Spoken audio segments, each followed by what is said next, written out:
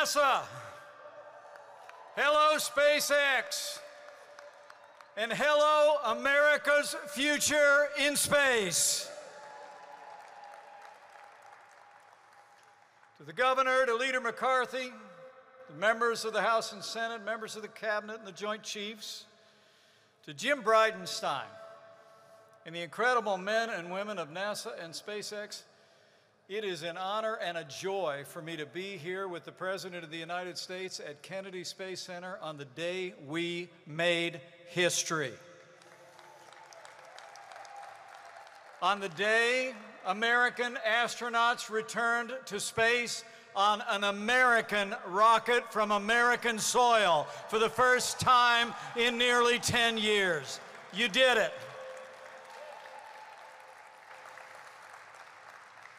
You know, for too long, the American space program was neglected and ignored. Those days are over. Under President Donald Trump, NASA is back, and America is leading in space once again.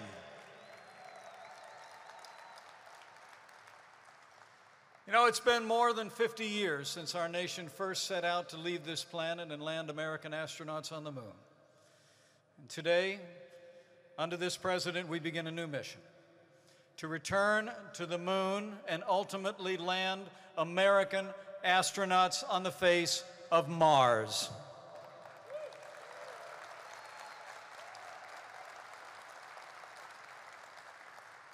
You know, when the Apollo rockets leaped into the skies in the 1960s, they rose above the tumult and the clamor of their times. They were a symbol of national strength and unity. And today, as states across the nation take their first steps to reopen and recover from an unprecedented pandemic, and as our nation reels from the tragic death of George Floyd and violent protests of the past few days, I believe with all my heart that millions of Americans today will find the same inspiration and unity of purpose that we found in those days in the 1960s.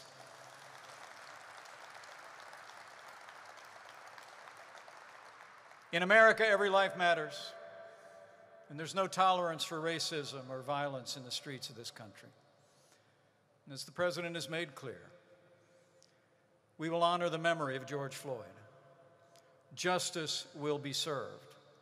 We will have law and order in our streets, and we will heal our land.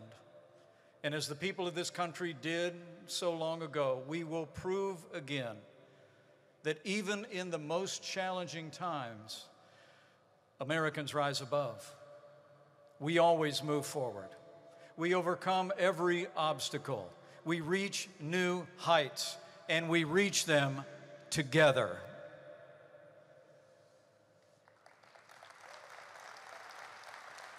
It's true. And in that spirit, today we begin a new era of human space exploration. And the credit goes to dedicated men and women all across this country, to the ingenuity and the hard work of the entire NASA team. America is proud of the men and women of NASA.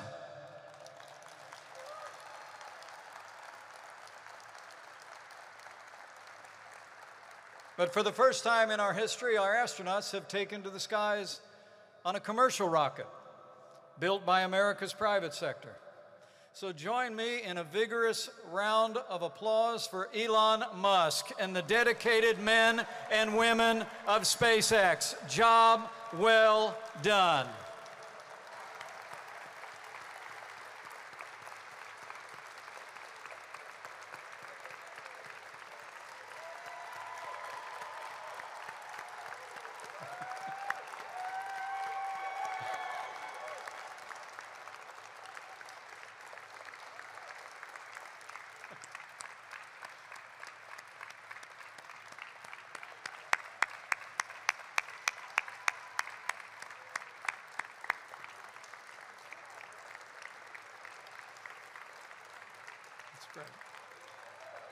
Well deserved.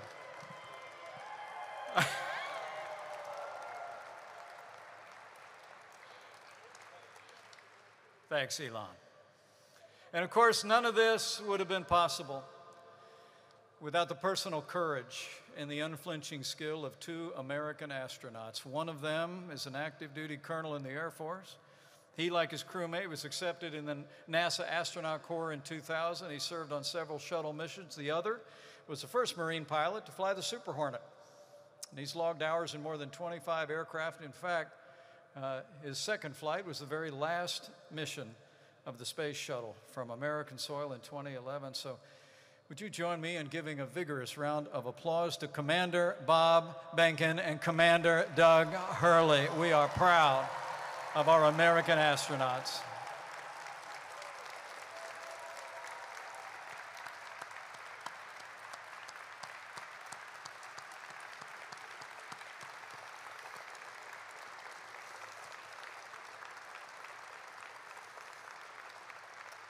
Because of their courage and your hard work, America is leading in space again. Today is the culmination of 3.5 years of renewed leadership in space. It's a tribute to our astronauts. It's a tribute to the ingenuity of the men and women of SpaceX and NASA. But I'm here to tell you it's also a tribute to the vision and leadership of a president who, from the very first days of this administration, was determined to revive NASA and American leadership in human space exploration. Today is a tribute to the leadership of President Donald Trump.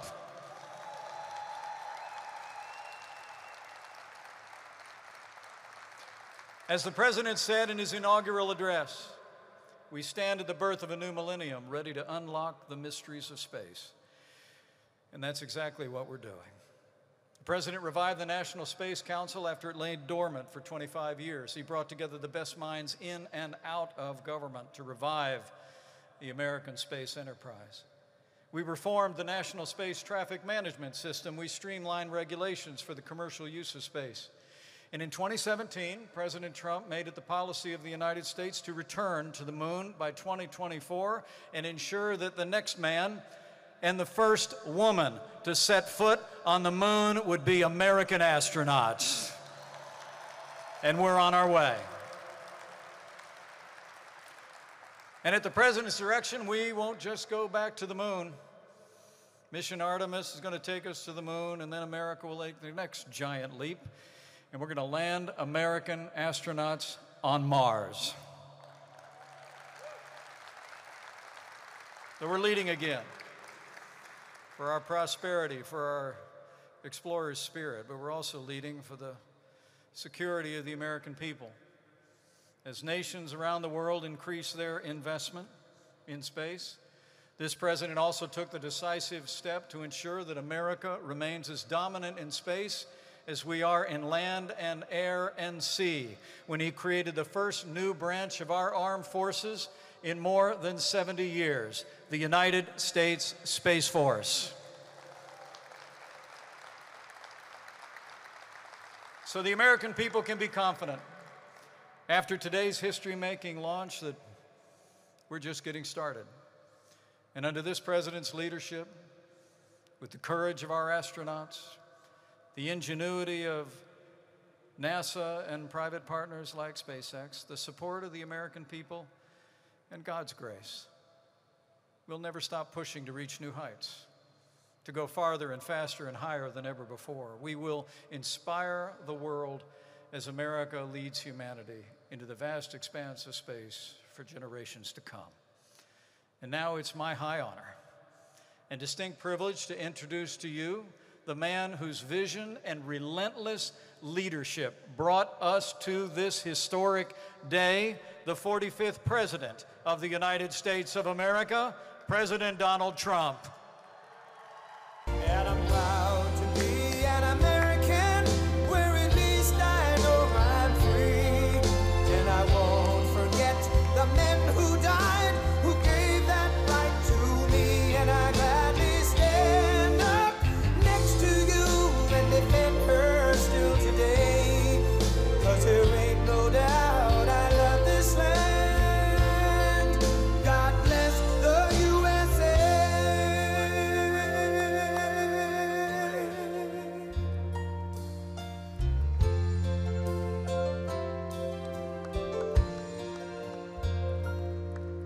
From the lakes of Minnesota to the hills of Tennessee, across the plains of Texas, from sea to shining sea, from Detroit down to Houston and New York to LA, where there's pride in every American heart, and it's time we stand and say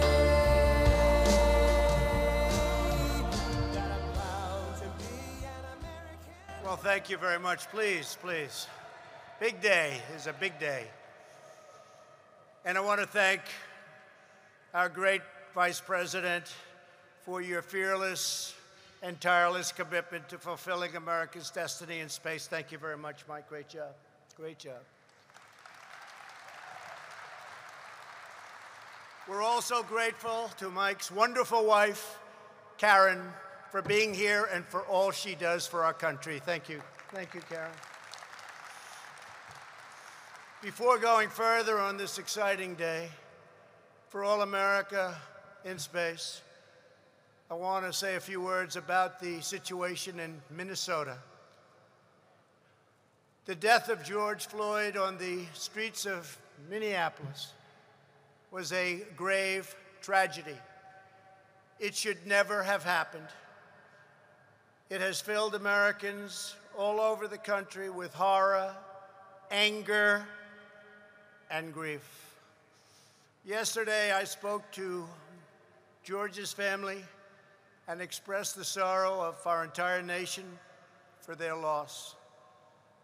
I stand before you as a friend and ally to every American seeking justice and peace, and I stand before you in firm opposition to anyone exploiting this tragedy to loot, rob, attack, and menace. Healing, not hatred, justice, not chaos, are the mission at hand.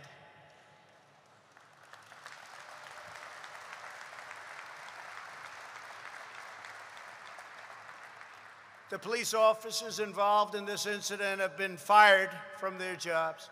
One officer has already been arrested and charged with murder.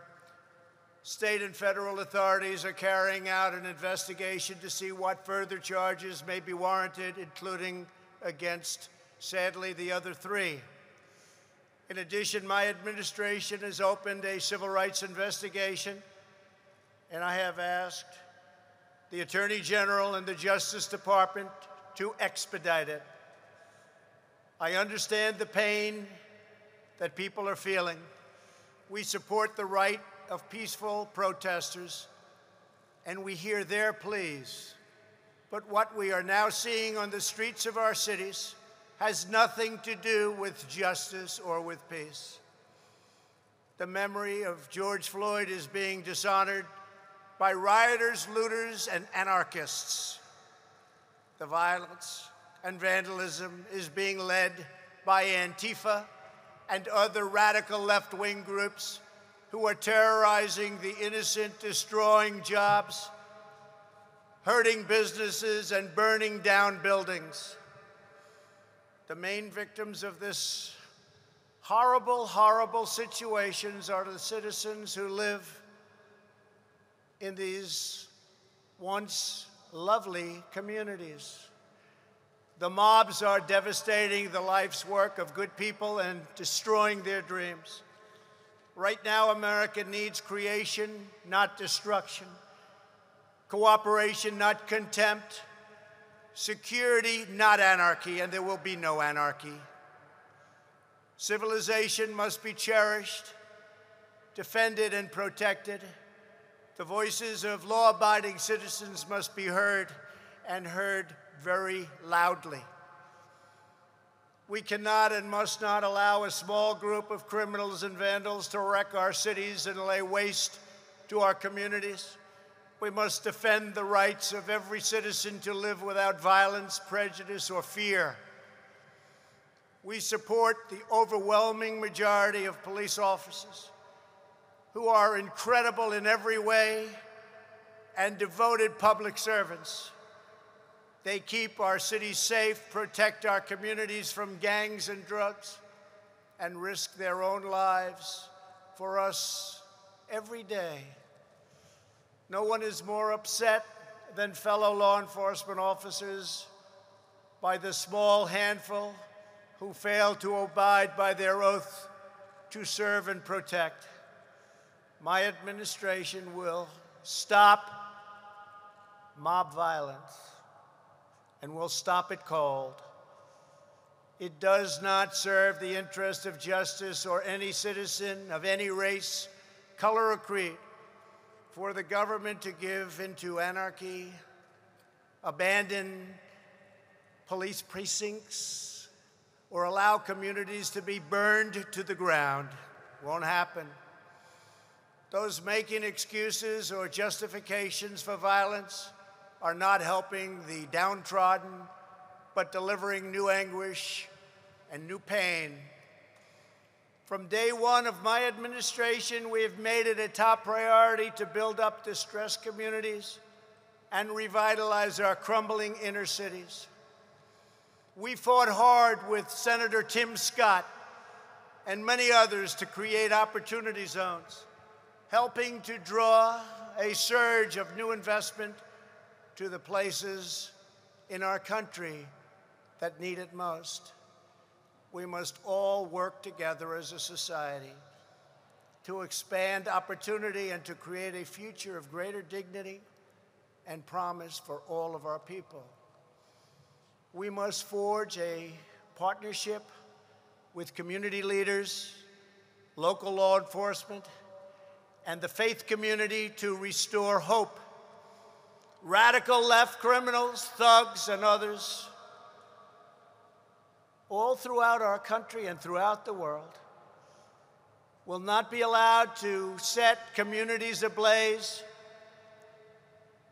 We won't let it happen. It harms those who have the least, and we will be protecting those who have the least. The leadership of the National Guard and the Department of Justice are now in close communication with state and city officials in Minnesota, and we're coordinating our efforts with local law enforcement all across our nation. In America, justice is never achieved at the hands of an angry mob. I will not allow angry mobs to dominate. Won't happen. It is essential that we protect the crown jewel of American democracy, the rule of law, and our independent system of justice. Every citizen in every community has the right to be safe in their workplace, safe in their homes, and safe in our city streets. This is the sacred right of all Americans that I am totally determined to defend and will defend. My administration will always stand against violence, mayhem, and disorder. We will stand with the family of George Floyd, with the peaceful protesters, and with every law-abiding citizen who wants decency, civility, safety, and security. We are working toward a more just society, but that means building up, not tearing down, joining hands, not hurling fists, standing in solidarity, not surrendering to hostility. Moments ago, as we witnessed the launch of two great American astronauts into space, we were filled with the sense of pride and unity that brings us together as Americans.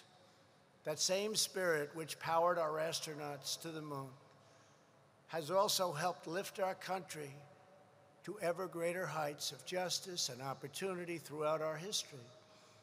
So today, as we mark a renewed commitment to America's future in space, a tremendous commitment it is, let us also commit to a brighter future for all of our citizens right here on Earth. When Americans are united, there is nothing we cannot do. From day one of my administration, we put America first.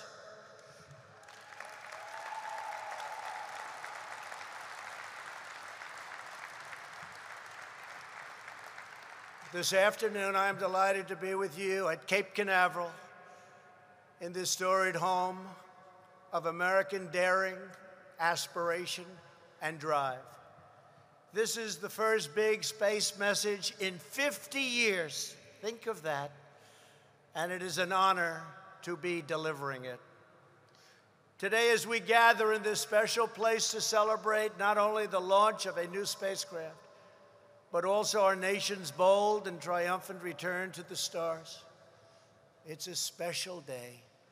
Moments ago, the world bore witness to the flight of the first new manned U.S. spacecraft in nearly 40 years since the Space Shuttle launched in 1981, a long time ago.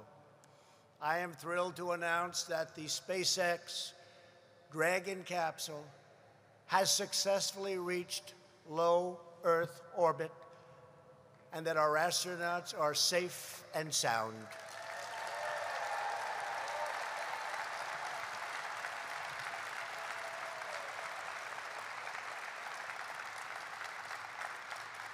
With this launch, the decades of lost years and little action are officially over. A new age of American ambition has now begun. Past leaders put the United States at the mercy of foreign nations to send our astronauts into orbit. Not anymore. Today, we once again proudly launch American astronauts on American rockets, the best in the world, from right here on American soil.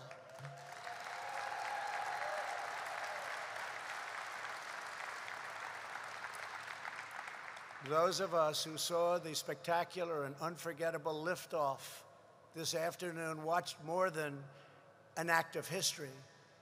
We watched an act of heroism.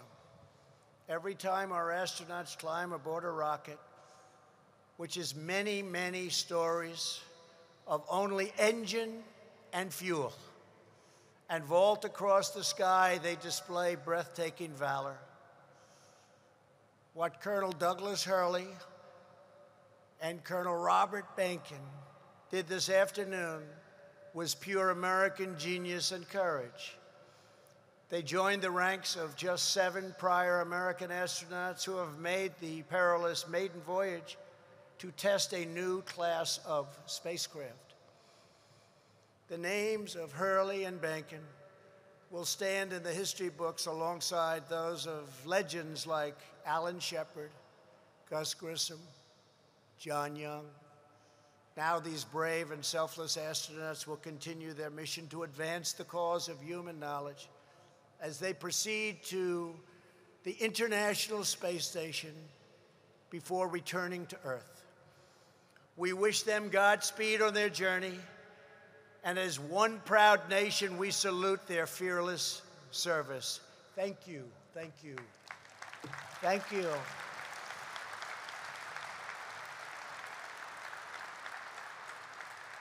I also want to send our nation's gratitude to the wives of these valiant astronauts, both of whom are astronauts themselves, Karen Nyberg and Megan MacArthur.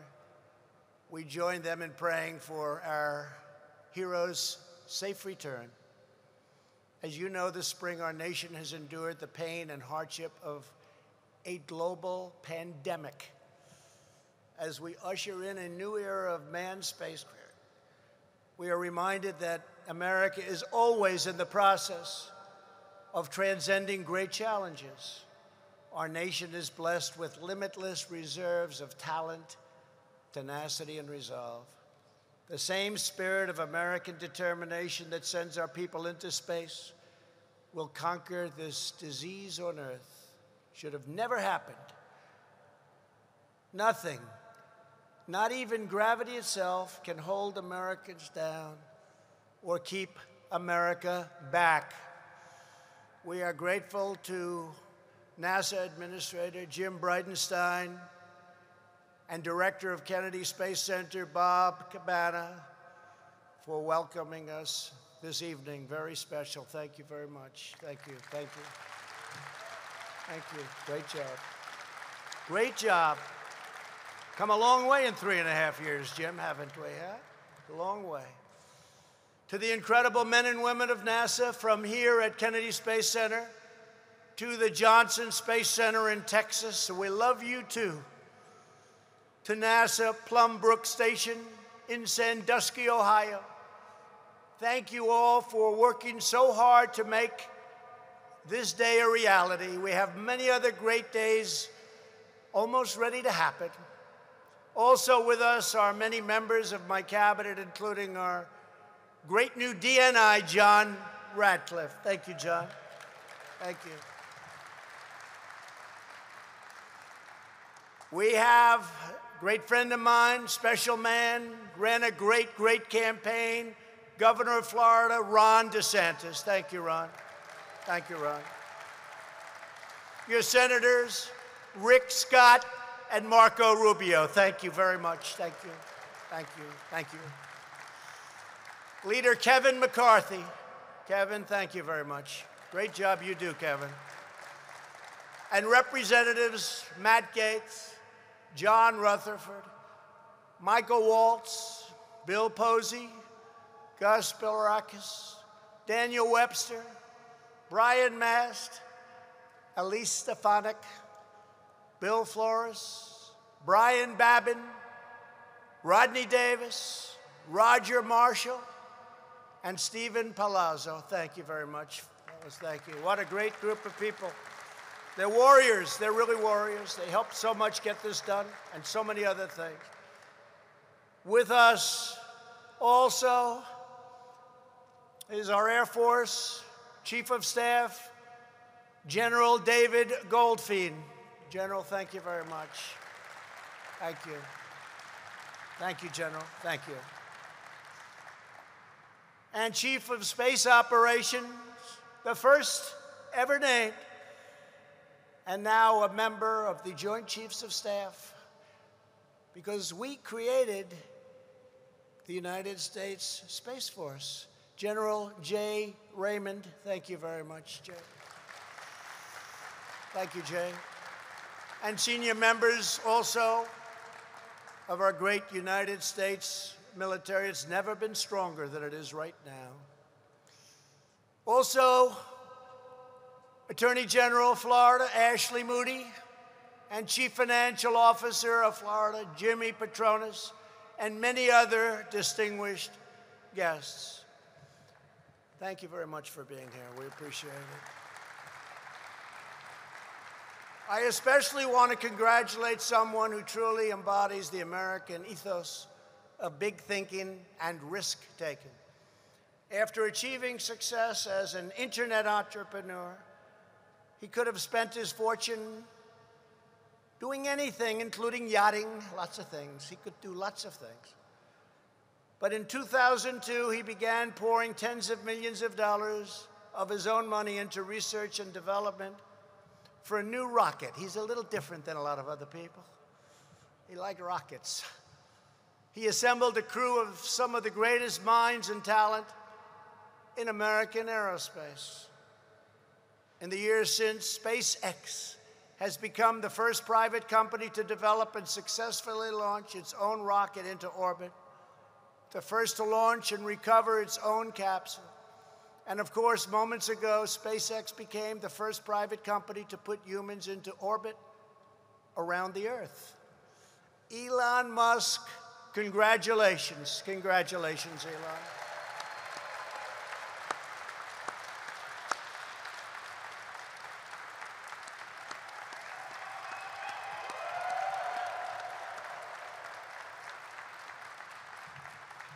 Thanks, Elon.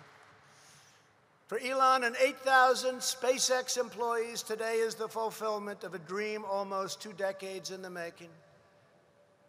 For years on end, they have worked hand in hand with NASA, sculpting aluminum, tightening valves, tuning nozzles, testing parachutes, and filling massive tanks with thousands and thousands of pounds of kerosene and liquid oxygen.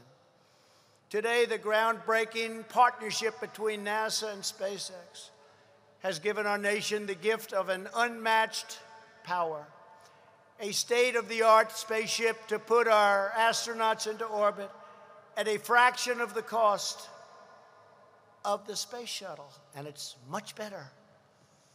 From now on, the United States will leverage the fast-growing capabilities of our commercial sector and the finest pieces of real estate on Earth, which you need very badly to send U.S. astronauts into space. Under NASA's Commercial Crew Program, we will use rockets and spacecraft designed, built, owned, and launched by private American companies at a fixed price for the American taxpayer. Today's launch makes clear the commercial space industry is the future. The modern world was built by risk takers and renegades, fierce competitors, skilled craftsmen, captains of industry who pursued opportunities no one else saw and envisioned what no one else could ever think of seeing. The United States will harness the unrivaled creativity and speed of our private sector to stride even further into the unknown. This launch also marks an exciting turning point for NASA. This agency will now focus its unmatched expertise like nobody's ever seen, and power and integrity to do what NASA does better than anyone else, and it's not even close.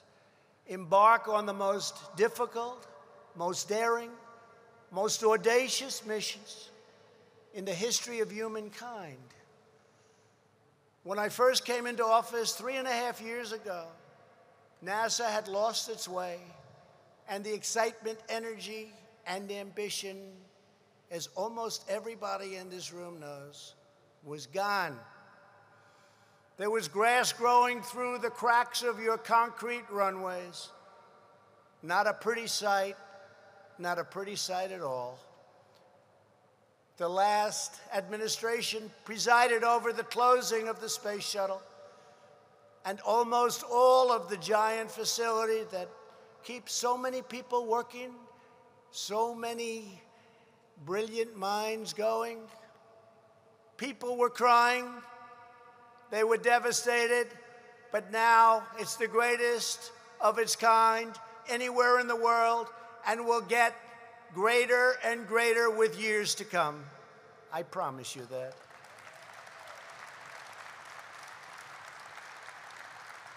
We have created the envy of the world, and will soon be landing on Mars, and will soon have the greatest weapons ever imagined in history. I've already seen designs, and even I can't believe it.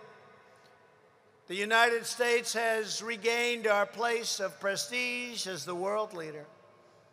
As has often been stated, you can't be number one on Earth if you are number two in space.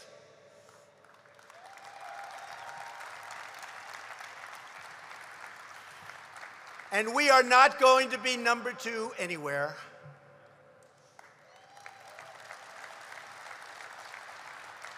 Nowhere is this more true than with our military, which we have completely rebuilt. Under my administration, we have invested $2.5 trillion in new planes, ships, submarines, tanks, missiles, rockets, anything you can think of. And last year, I signed the law creating the sixth branch of that already very famous United States Armed Forces, the Space Force. For every citizen who has eagerly waited for America to reignite those engines of will, confidence, and imagination that put a man on the moon, I stand before you to say, you need wait no longer.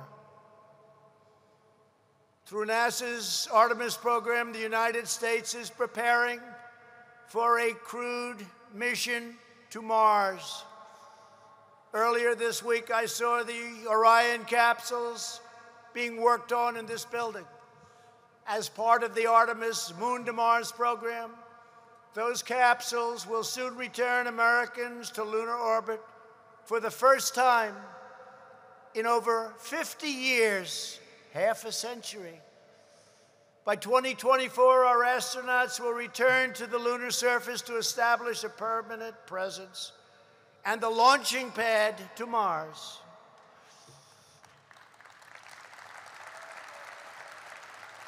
And the first woman on the moon will be an American woman, and the first nation to land on Mars will be the United States of America.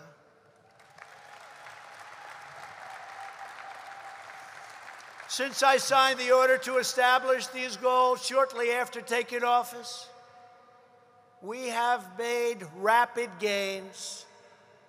A new 22,000-pound capsule is already built. The next generation of spacesuits are already made. Colossal rockets are now being tested, and the contracts for 3 separate lunar landers have been awarded and signed, and they are magnificent. In the years ahead, America will go bigger, bolder, further, faster, and America will go first. America will always be first.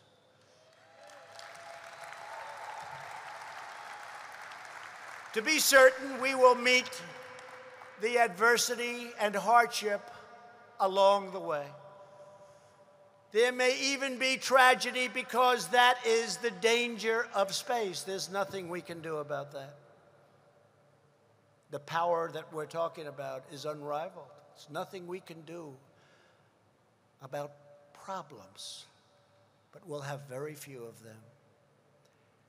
We will confront all of those challenges, knowing that the quest for understanding is the oldest and deepest hope in our souls. The innate human desire to explore and innovate is what propels the engines of progress and the march of civilization. We will preserve and persevere, and we will ensure a future of American dominance in space. To that end, over the last 3 years, I reestablished the National Space Council. I issued a directive cutting red tape for innovative space companies such as SpaceX. We created the world's first comprehensive space traffic management system. Last month, I signed an executive order establishing U.S. policy for the recovery and use of space resources and minerals. Administrator Bridenstine announced the Artemis Accords to govern the future of space exploration and development. Together, we will assert America's rightful heritage as the greatest spacefaring nation on the planet, and already it's not even close. In the half a century since the United States stopped sending astronauts to deep into space, 1972, no other country has ever done it. The reasons are simple: cost, technological complexity, and tremendous danger. For instance, I was told that the rocket you just witnessed had to be launched within 1 second, or it would be impossible for it to hit its target. And I was here 2 days ago, and I said to Jim, it's okay, why don't you wait 5 or 10 minutes? And he said, sir, we only have a window of 1 second. And I walked out of here shaking my head. Is that true, Jim? Yes, it's true.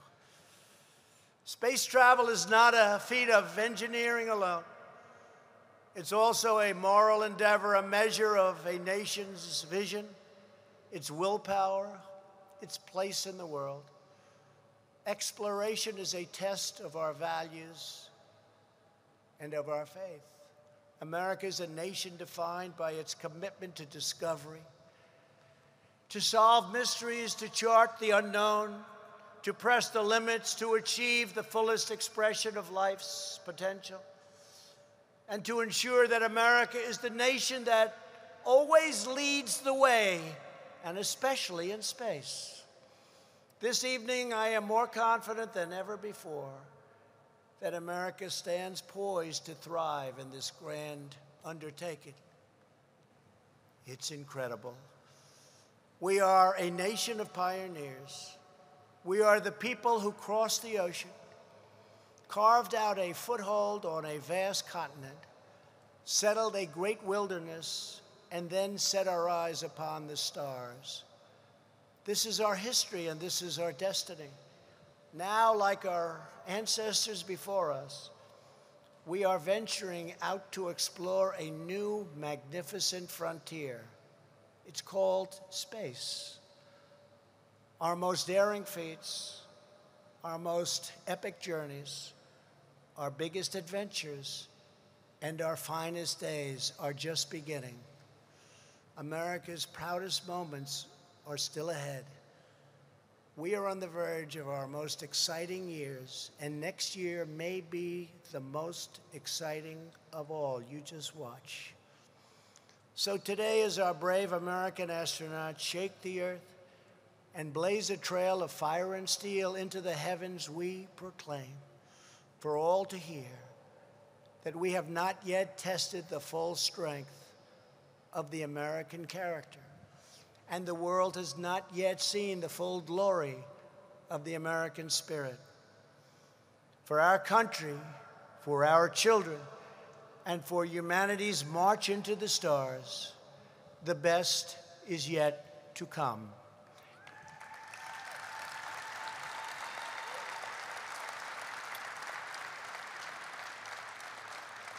It was a great honor for me to deliver this speech.